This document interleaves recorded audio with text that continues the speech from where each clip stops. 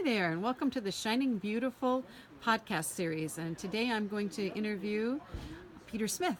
Peter, tell us a little bit about yourself. Okay. Well, obviously, I'm Peter Smith. I'm from the Centre for Disability Employment Research and Practice in Melbourne, Australia. We're a organisation that works in, obviously, disability employment, where we do research, we do training, and we provide technical support to organisations that deliver services, employment services, and want to transition to a better practice model. And in the case of our work, we underpin that with customised employment. Tell us about what customized employment is. Well, customised employment, from my perspective, is simply a process where the individual is at the centre, that it's about them. Every part of the process is customised to the individual. The employment search is customised to the individual. It's not a box-ticking exercise, and certainly I would consider that if you look at customised employment and take the discovery process for me is a process of understanding the individual deeply about their connections to their family and their community, and can be used for a number of things other than simply employment. And I think that's probably one of the things we don't get with customised employment is the discovery document is an actual fact a tool that allows me to develop a deeper understanding of the individual and allows us to have a conversation with a purpose. And we've actually found in our experience that when we've started this process with clients, they so buy into the idea of discovery that they're actually approaching you going, hey, I've got something else I want to tell you. So you end up having more purposeful, richer discussions, and over a period of time, you develop an amazing picture of the individual. And when I say that, the individual, rather than how we tend to view people in the employment system as a commodity or an object that allows an organisation to go from here to there and get an employment outcome, we actually go somewhere else. And it's probably, no, I'm not going to say it's wrong to say this, but I actually think you develop a relationship. And I know from my point of view, in my research in disability employment, the number one driver of success for disability employment outcomes is a relationship that you create with the individual and their family, underpinned by trust, particularly trust.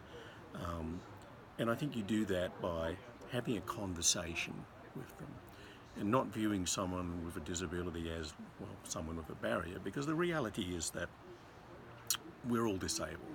We all have barriers. You can put any of us in a situation where we don't have the skills in that situation, well, guess what? We're disabled. I mean, a classic example for me is years ago, my mentoring professor was having his final thing, and they were doing slides, and they were talking about the fact that people are disabled by technology and a variety of things. And a light bulb went off, and I said to him, hey, you send all your comments back to me in longhand. You don't use the computer. I said, you have a disability. And he said, yes, it's technology. And that's when those light bulbs go on and you start to realise, you know what, we're all the same. We all have the same barriers. The difference between myself and someone in a wheelchair or someone who has Down syndrome is that the supports in society are more fashioned to help me achieve what I want because I'm ambulatory and I'm verbal, as opposed to someone who is born with an impairment where society really doesn't cope and isn't really designed to address that, because guess what? You've got to get a special service or a special education. And I think that part of my whole, mission is to try and, I don't like using the word normalise, but I just want society to recognise that we're all the same and we all have barriers and we all need support and accommodations in some form or fashion. I mean, if you think about it, we're having a conversation to a piece of technology.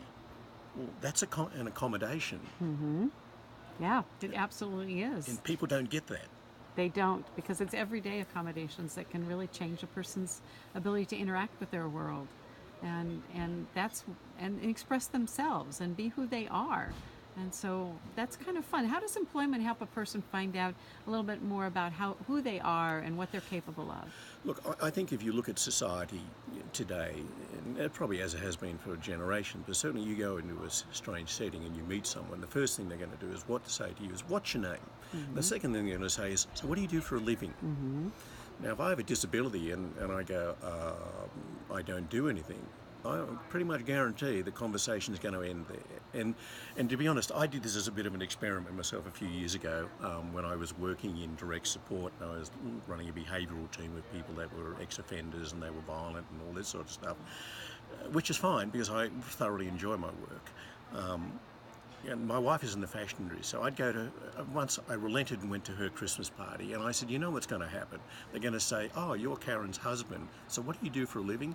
And I will guarantee you within 15 minutes I will be standing there by myself and no one will come near me. So I did that experiment. Probably shouldn't have, but I did it anyway. And in 15 minutes I was the one standing over there by myself where everybody else was over there drinking and having fun.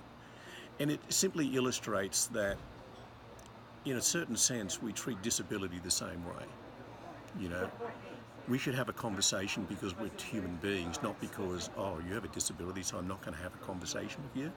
And in actual fact, you know, one of the things I learned years and years ago when I was working with individuals, non-verbal individuals with autism, was they speak with their eyes. You know, and I call it the 1,000 light bulb thing. And you know when they're excited, you know when they want things, and you know they're the things they want because their eyes literally light the room up. Now, why don't we talk to someone, see what lights them up? It goes to that process I was talking about changing the conception of disability. Why don't we find what lights people up as part of the process of finding employment, not kind of go, well, what are your skills? Why don't we go and work out what lights them up? If you're non-verbal, well, I know you're going to light up your face, your eyes. So why don't we use that as part of the process of working out what lights this person up, so we can then think about what are the conditions we might want to take them into to see what, if they really light them up, to inform what we might want to do in terms of, let's think about have an employment discussion. In your experience, do you find that people that are excited and lit up about what they're doing and the job coach or the job developer follows that path, do you find that they have a longer ability to stay in the job than those that are just given a job? Oh, absolutely. I think that is, I mean, to me, that's just a given. You know, if you think about it, we've all had jobs because they said, oh, look, you're going to be promoted, this is the next job you go to, and you die there because the job you really enjoyed was this one that lights you up. And I think that should inform the job search. You know, what will get this person out of bed every day and make them bound down the streets and be the first person there? That's what lights a person up.